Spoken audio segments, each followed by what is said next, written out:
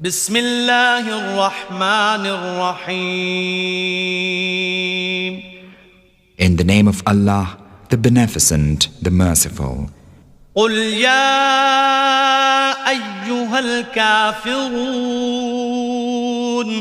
لا أعبد ما تعبدون ولا أنتم عابدون ما أعبد ولا